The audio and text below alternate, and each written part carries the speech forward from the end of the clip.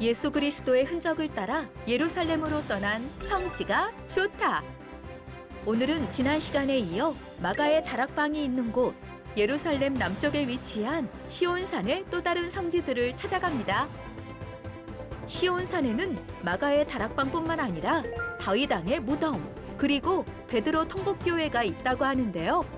예수님께서 갇히셨던 지하 감옥과 예수님께서 가야바에게로 잡혀온 역사적인 길까지 예수님의 고난과 베드로의 회개가 남아있는 시온산을 향해 지금 바로 출발합니다. 예루살렘 성 남쪽의 시온산입니다. 이곳 시온산에는 이제 마가의 다락방, 그다음에 다윗왕의 무덤, 그다음에 마리아의 영면교회가 있습니다. 마가의 다락방 교회, 특히 이제 이 건물 옥상으로 올라가면 옥상에 저렇게 회교 모스크의 미네랄이 하나 서 있어요. 그리고 아래층에는 또 유대인들이 다윗왕의 무덤에서 다윗왕을 기리며 또 기도를 하고, 그래서 유대교와 기독교와 무슬림의 이 세 종교가 함께 성지를 이루고 있는 곳입니다. 네, 우리가 지난 시간에 이제 마가의 다락방을 봤고요. 이제 마가의 다락방 위쪽의 옥상과 또 마가의 다락방 아래쪽에 다윗 왕의 무덤을 이제 차례 소개를 하겠습니다. 네, 우리가 이곳에 오셨다면 옥상에도 한번 올라가 보는 것을 권하고요. 이렇게 넓은 공간이 옥상 공간이 있고요. 특히 이곳에서는 이제 동서남북으로 예루살렘의 전망을 해볼 수 있는 곳인데, 이렇게 마가다락방 위에는 한때 이곳이 모스크로 사용이 되면서 첨탑이 하나 있고요. 자, 이제 예루살렘 쪽으로 보게 되면은 높은 아주 큰 건물이 있는데, 바로 저곳이 이제 독일 카톨릭의 마리아 영면교회, 즉 마리아가 잠들어 있다라고 하는 교회고요. 이게 거대한 이 마가의 다락방과 후에 거대한 건물이 있었던 곳인데요. 이렇게 이제 마가의 다락방에서 내려오면 아래층에는 다윗왕의 무덤이 위치해 있습니다. 네, 이제는 아예 아래층으로 내려와서 우리 사도행전 2장에 보게 되면 다윗왕의 무덤이 우리 가운데 있지 아니한가, 이렇게 기록에 따라서 초대교회 때서부터 이 마가의 다락방 아래쪽에 다윗왕의 가묘를 만들었죠. 다윗왕의 무덤은 6.1 전쟁 이전에 유대인들이 통곡의 벽에 다가갈 수 없었을 때에 유대인들이 통곡의 벽 대신에 기도하기 시작하면서 한때는 최고의 거룩한 장소였던 곳이 바로 다윗왕의 무덤입니다.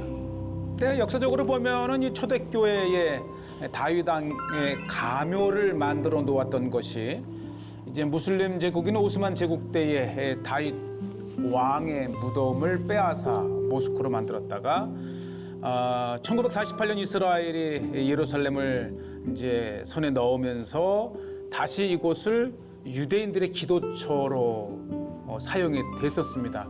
결국은 이제 유대교와 기독교와 모스크까지 이렇게 함께 세 종교가 거룩하게 여기는 곳이죠. 여러 구분을 해 놓았습니다. 그래서 무덤은 이제 남자 쪽에 있고 또 여성 쪽에도 일부 칸막이를 통해서 남자와 여성이 구분되어 있지만 여성 쪽에서도 다윗왕의 무덤을 볼 수 있도록 이렇게 해놨습니다.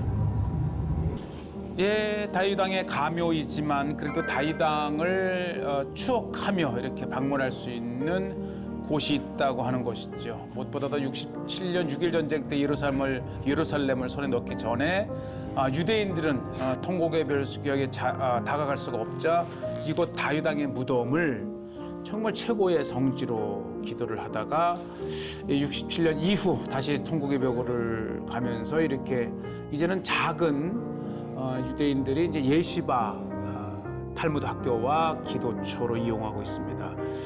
근데 아주 전형적인 기도처, 여러 기도 책자와 이렇게 탈무드를 미시나를 꽂아 놓은 것들을 볼 수 있고요. 아주 전형적인 유대 문헌들입니다. 자, 이렇게 다윗왕의 무덤을 아주 정성스럽게 기도처로 만들어 놓았고요. 이제 우리가 이 바로 옆쪽에 또 일부 3분의 1 정도를 이제 칸막이로 여성들을 위해서도 할애를 했습니다. 이렇게 들어오면 이곳은 여성의 공간인데 여성 쪽에서도 이제 다윗 왕의 무덤을 이렇게 반을 나누어서 여성들도 다비드 하멜렉, 다윗 왕이라는 히브리어로 있으면서 여성들의 기도 이렇게 부분입니다. 네, 우리가 이렇게 오른쪽에는 남자, 왼쪽에는 여성들을 위해서 남성 여성의 기도처로 정말 다윗 왕을 떠올리면서 정말 강력하게 기도를 드릴 수 있는 곳이고요. 자, 이제 다윗 왕의 무덤을 나오면 다시 공간이 나오지요. 네, 이 공간에서 보면 이렇게 마가의 다락방 위층과 아래층에 다윗 왕의 무덤이 있는 공간까지 보실 수가 6.1 있어요. 전쟁 이후에 다시 이스라엘이 예루살렘 성을 이렇게 가지면서 이제 이곳의 중심추가 통곡의 벽으로 가고 지금은 이제 자그마한 유대인들의 공동체가 이곳에서 기도하고 또 예시바를 운영하고 있습니다. 자, 이렇게 이제 1층에 다윗 왕의 무덤, 2층에 마가의 다락방, 그리고 이제 옥상층에는 모스크가 있는데 지금은 이제 이스라엘 정부에서 독립과 함께 이것을 이제 관리하고 있습니다. 자, 이제 우리가 시온산 저 아래쪽으로 내려가면 갈리칸투, 즉 베드로 통곡교회를 한번 가보겠습니다. 네, 아주 역사적으로 마가의 다락방을 이렇게 방문을 마쳤고요. 네, 이 돌 건물로 전형적인 이스라엘 예루살렘의 건물이기 때문에 사실 이 장소를 찾으면서 그 전형적인 돌 건축물이 아주 역사적인 예루살렘의 정취를 느낄 수가 있습니다. 네, 베드로의 통곡교회.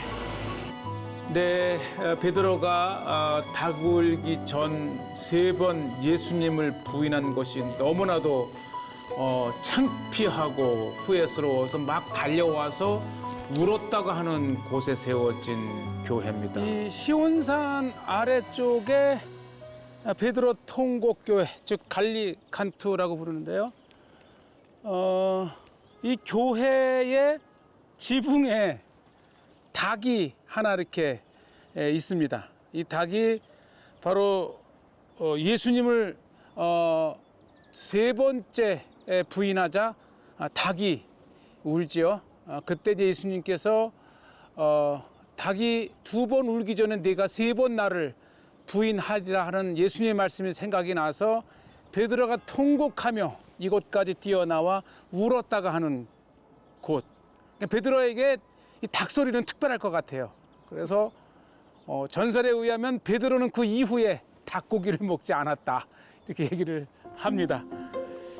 자, 어쨌든 베드로의 통곡교회로 가보는데요. 이 베드로의 통곡교회는 또 하나의 이야기가 바로 당시 대제사장 가야바의 집이었다고도 합니다. 2개의 전승이 있는 곳이죠. 이렇게 있고요.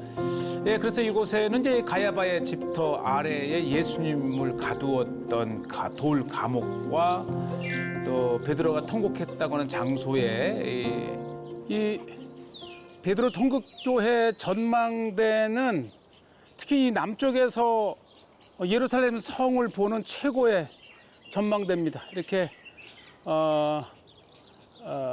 예루살렘의 남쪽 성벽 아래쪽으로는 이제 다윗 도시와 기드론 골짜기, 그리고 저 건너편에 감람산 마운트 올리브, 그리고 이쪽에서 보면은 기드론 골짜기가 이렇게 이제 흰놈의 골짜기를 만나서 유대 광야를 통과해서 사해까지 이르는 곳이 있고요. 저쪽 아래 보면 수도원이 하나 있습니다. 바로 아겔다마. 예수님을 판 가룟 유다가 나중에 이곳 아겔다마라 하는 곳으로 와서 목매어 자살을 하게 되지요.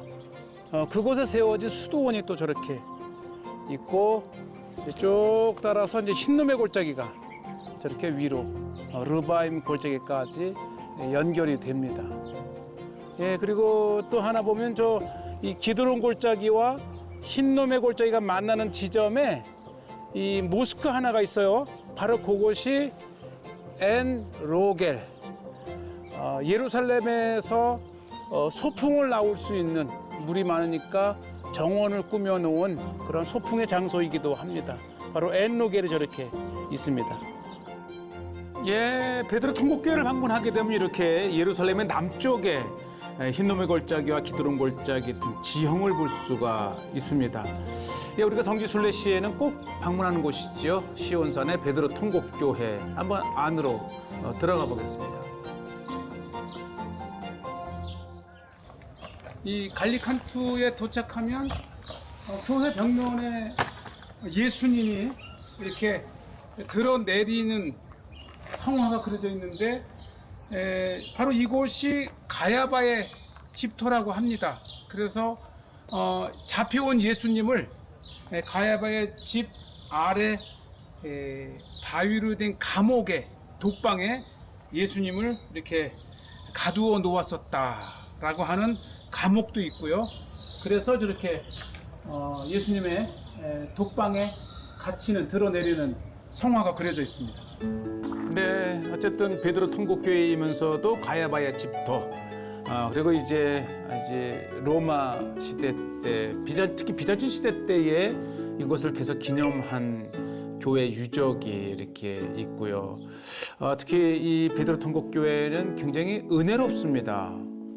베드로의 3번 부인한 것도 그렇고 또 그 후에 교회에 도착하면 이렇게 꼭 문을 닫아야 됩니다. 그러면은 이렇게 예수님께서 3번 네가 나를 부인하리라. 예수님의 말씀이 이렇게 있으셨고 그때 베드로가 무슨 얘기입니까? 제가요 절대 그렇지 않습니다. 라고 부인하는 베드로의 모습. 결국은 닭이 2번 울기 전에 베드로가 예수님을 3번이나 모른다고 부인을 했습니다. 이 청동문은 이 신부님에 의하면 유대인과 기독교인과 무슬림이 공동으로 제작을 했다 그래요. 네, 특히 이 닭이 역시 그려져 있고요. 이제 유대인과 무슬림과 기독교인 이제 밑그림을 그린 사람, 재료를 댄 사람, 실제 작업을 한 사람 이렇게 해서 또 상징적으로도 의미가 있고요. 자, 교회당 안으로 들어와 봅니다. 굉장히 차분하고 이 경건한 분위기이고요.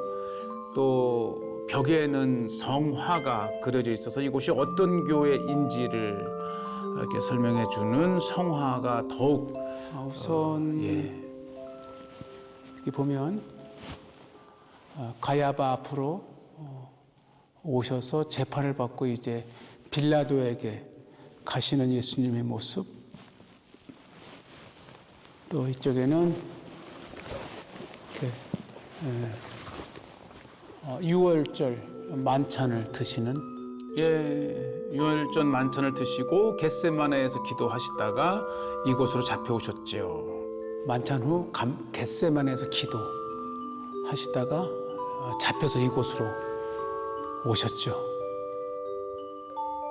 네, 그리고 정면에는 저렇게 하여튼 이 성화를 보면서 잠시 묵상에 빠져봅니다.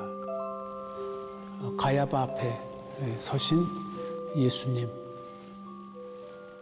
그리고 이 제단에 보면 이렇게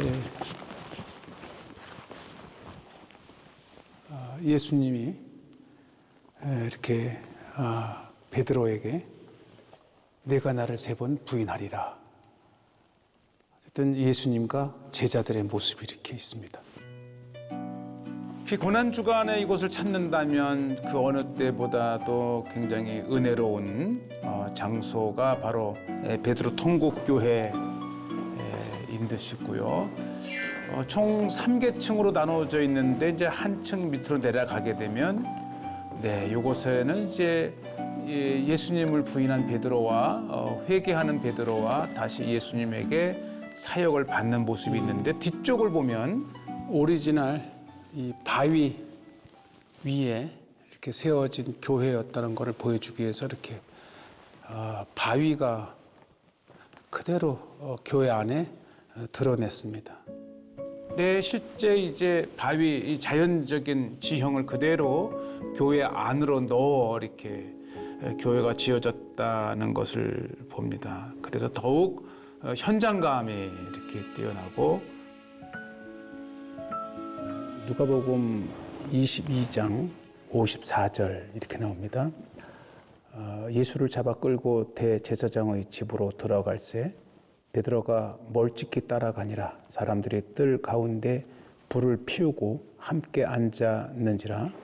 베드로도 그 가운데에 앉았더니 한 여종이 베드로의 불빛을 향하여 앉은 것을 보고 주목하여 이르되 이 사람도 그와 함께 있었느니라 하니 베드로가 부인하여 이르되 이 여자여 내가 그를 알지 못하노라 하더라. 누가복음 22장 57절에 보면 베드로가 잡혀온 예수님을 부인하는 모습입니다. 그리고 기둥 위에 닭이 울기 전에 2번 울기 전에 내가 나를 3번 부인하리라. 이때만 해도 베드로는 죄인입니다.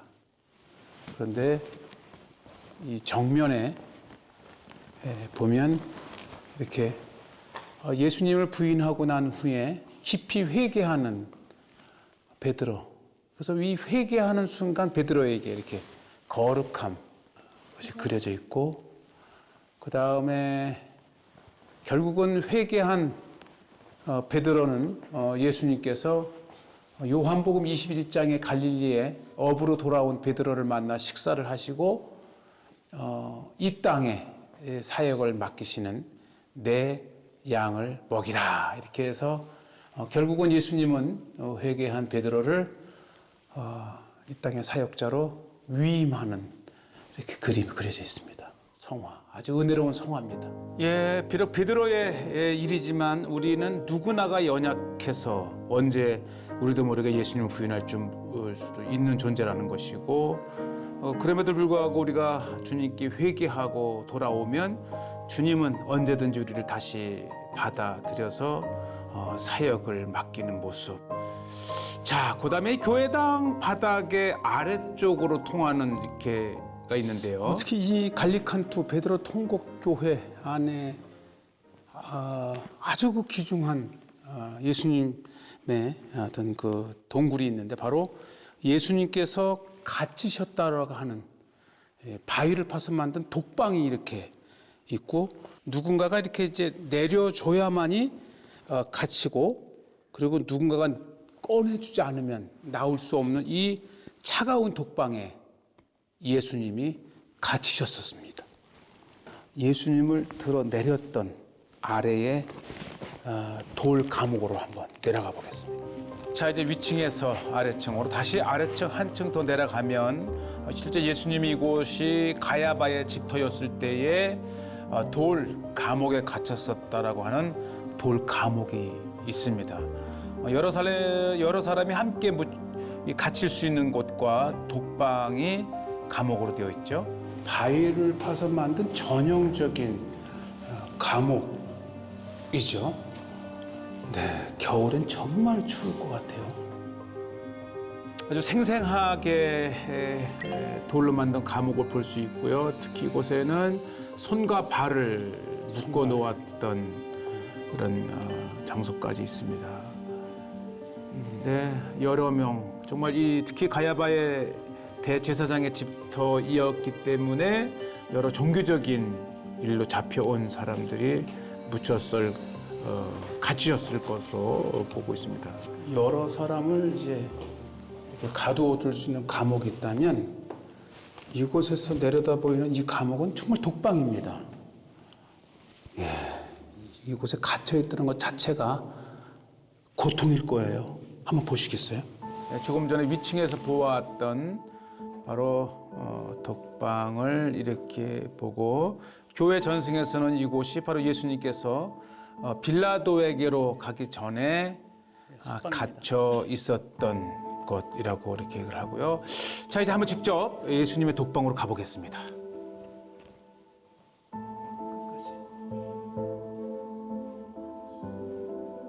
네, 이렇게 오늘날에는 이 독방까지 내려가 볼 수 있도록 입구를 만들어 놓았고, 예수님 당시 때에는 저 위쪽을 통해서만 들어 내리고 들어 올렸었겠지요. 예, 우리는 예수님께서 십자가를 지시기 전날 이곳에서 재판을 받으시고 갇히셨었던 예수님이 갇혔었다고 하는 독방이 있고요. 이 차가운 바위 독방에 갇혔을 예수님의 심정은 어땠을까요? 바로 시편 88편에서는 예수님의 심정을 마치 이렇게 이야기하듯 시편 88장에 예수님의 심정을 한번 보겠는데요. 여호와여 내 구원의 하나님이여 내가 주야로 주 앞에서 부르짖었사오니 나의 기도가 주 앞에 이르게 하시며 나의 부르짖음에 주의 귀를 기울여 주소서. 물은 나의 영혼에는 재산이 가득하며 나의 생명은 수월에 가까웠사오니 나는 무덤에 내려가는 자 같이 인정되고 힘없는 용사와 같으며.